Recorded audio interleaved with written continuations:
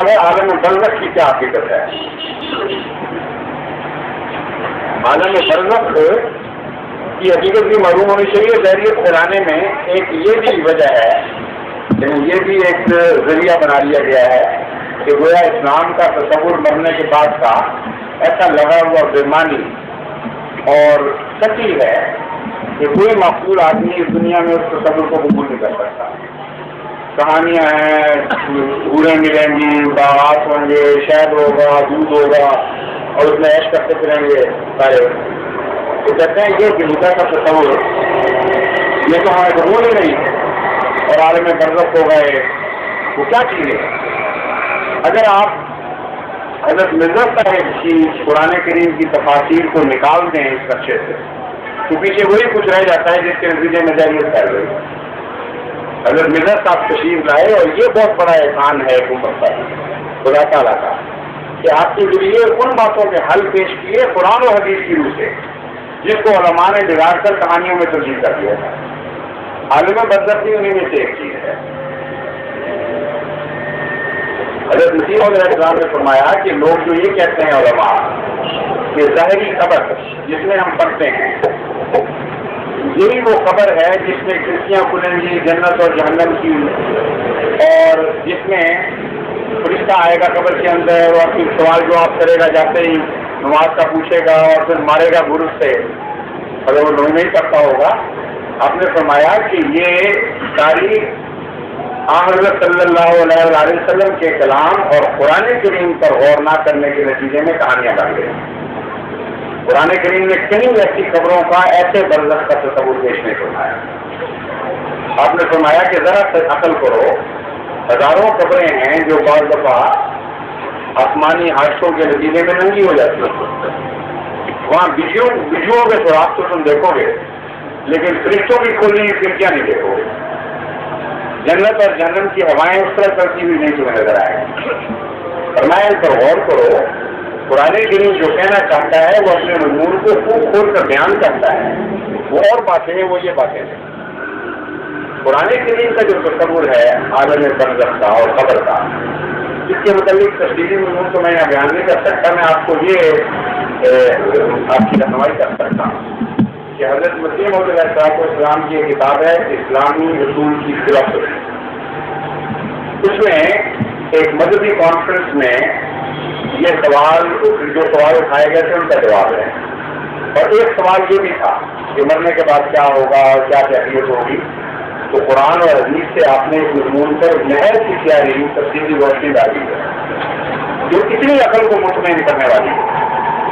مسلمان کی عقل تو پہلے ہی تیار ہوتی ہے مطمئن ہونے کے لیے کہ اس زمانے میں جب یہ کتاب شائع ہوئی ہے تو مشہور ٹولسٹائی نے یہ لکھا کہ یہ ایک ایسی عظیم کتاب ہے جو کہ عام حیثیت سے رکھتی ہے اور یہ کوئی غیر معمولی مرد ہے جس نے دنیا کو اس طرح چیلنج کیا ہے ان معاملات کے. تو آپ اندازہ کیجیے کہ اس کتاب کا کیا مقام ہوگا اس زمانے جب ہندوستان کی کوئی پوزیشن حیثیت نہیں تھی.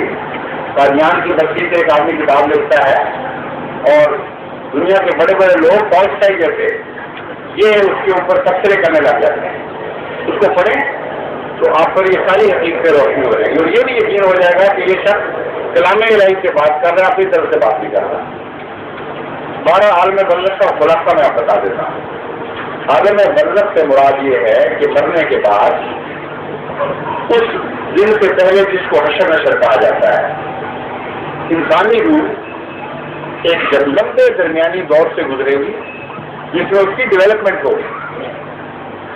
جس طرح نسخہ پڑھتے ہی بچہ اپنی تکمیل کے مراحل طے نہیں کر لیتا، اسی طرح انسانی روح بھی جسم سے الگ ہو کر فوری طور پر اپنے آخری درجہ کمال کو نہیں پہنچے گی کہ ایک باشعور الگ ہستی کے طور پر وہ اپنے ایک نئی ترتیب میں داخل ہو جائے.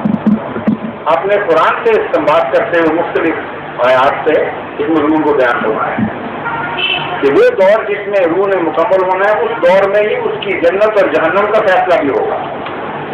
اور کھڑکیاں کھلنے سے مراد یہ ہے کہ ایک بیمار روح کو ان تکلیفوں کا احساس ہلکا ہلکا شروع ہو چکا ہوگا جو تکلیفیں اس نے اپنے لیے زندگی میں کمائی تھی. اور ایک نیک روح کو ان لذتوں کا بھی ہلکا ہلکا احساس شروع ہو جائے گا جو اس نے اس دنیا میں اپنے لیے خود پیدا کی اللہ تعالیٰ کے فضل کے ساتھ نیکیوں پر عمل کریں۔ چنانچہ قرآن کریم میں بات آخرت کی مثال یہ دی گئی کہ آخرت کی بہشت کی مثال تمہاری بہشت اولا سے ہے، فرد واحدہ کی طرح تمہاری بہشت ہوگی۔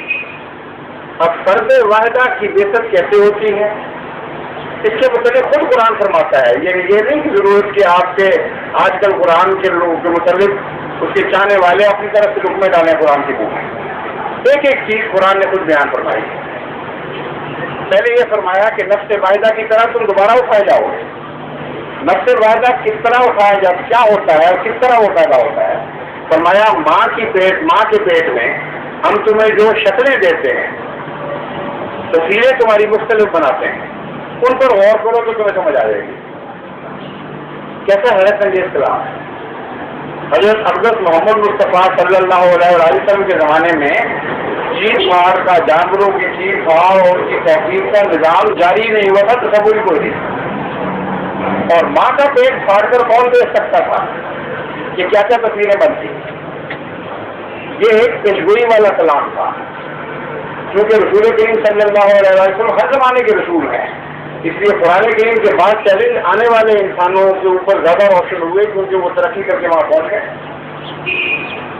اب جب سائنسدانوں نے ماں کے پیٹ کو پھاڑ کر مختلف حالات میں ان کا جائزہ لیا تو وہ حیران ہو گئے کہ ایک نفس واحدہ ایک معمولی کیڑے کی حیثیت رکھتا ہے، نہایت ہی ذلیل اور بیکار اور بے معنی دکھائی دیتا ہے، لیکن 9 مہینے کے اندر ترقی کرتا کرتا وہ ایک انسان کامل کی شکل میں پہنچ جاتا ہے۔ تو فرمایا کہ تم جب فوت ہوگے تو تمہاری علیحدگی روح کی اس روح کے مقابل پر جس کو ہم نے مزید ترقی دینی ہے وہی مقام رکھتی ہے جیسے ماں کے پیٹ میں پہلے دن کا بچہ، پھر اس کو نئی شکلیں عطا ہوں۔ اس کا یہ مطلب نہیں ہے کہ انسان ادنا حالت کی طرف لوٹے گا، جس کو آپ عظیم الشان روح سمجھ رہے ہیں نا، اپنا احساس اور اپنے علم کے زور پر آپ سمجھتے ہیں ہم بہت بڑے باشعور لوگ ہیں۔ اللہ تعالیٰ یہ خوشخبری دے رہا ہے کہ تمہارا یہ شعور اس شعور کے مقابل پر جو تمہارے لیے مقدر ہے بہت پاس ہے، اتنی ادنا حیثیت رکھتا ہے جس طرح پیدا ہونے والا بچہ اس پہلے دن کے دوسرے کے مقابل میں حیثیت رکھتا ہے جو ماں کے پیٹ میں ڈالا جائے۔ یہاں پہ تمہاری ترقیات ہوں گی اور ڈیولپمنٹ ہو۔ اب ماں کے پیٹ کی طرف واپس جا کر سوچئے کہ اگر کوئی بیمار بچہ ہو تو اس کی بیماری ساتھ ساتھ بڑھ رہی ہوتی ہے پیٹ کے اندر اور بیماریاں لے کر وجود پکڑتا ہے، اور اس وقت کی پیٹ کے اندر بھی ایک ہلکا سا احساس اس کا موجود ہوتا ہے بیماری کا۔ بے چین بچہ ہو تو وہ ہاتھ پاؤں مارتا ہے اور مائیں بھی بے چین ہو جاتی ہے، لیکن پوری طرح بے چینی کا احساس نہیں ہوتا۔ پھر وہ پیدا ہوتا ہے، پھر اس کا شعور اور ترقی کرتا ہے یہاں تک کہ اس کی بیماریاں اس کے لیے دکھ کا وجود کرتی ہیں۔ ایک صحت مند بچہ ماں کے پیٹ میں بھی اچھلتا پھولتا ہے خوشی کے ساتھ، دکھ دینے کے لیے نہیں، اور ماں کے کان لگے ہوتے ہیں اس کی آواز کی طرف، اس کو لطف پا رہا ہوتا ہے۔ جب وہ صحت مند بچہ پیدا ہو تو اس کی زندگی بالکل اور ہوتی ہے۔ اللہ تعالیٰ نے یہ متنبع فرمایا ہے کہ یہ خیال مت کرو کہ اس زمانے میں جو تم روح پیدا کر رہے ہو اپنی اعمال صالحہ یا اعمال سیئہ کے نتیجے، یہ اعمال ہماری نظر میں نہیں، تمہارے اپنے اعمال تمہارے لیے جنت اور جہنم بنا رہے ہیں۔ تم خود روحیں بیمار پیدا کر رہے ہو یا صحت مند پیدا کر رہے ہو۔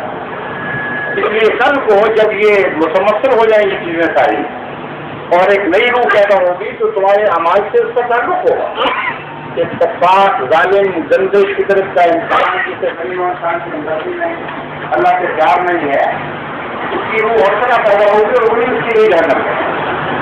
یہ سارا درمیانی دور جس میں روح نے پیدا ہونا ہے اور خدا تعالیٰ کہیں اس کو خبر کہتا ہے کہیں ماں کے پیٹ سے نکال دیتا ہے، اس کا نام ہے عالم برزخ۔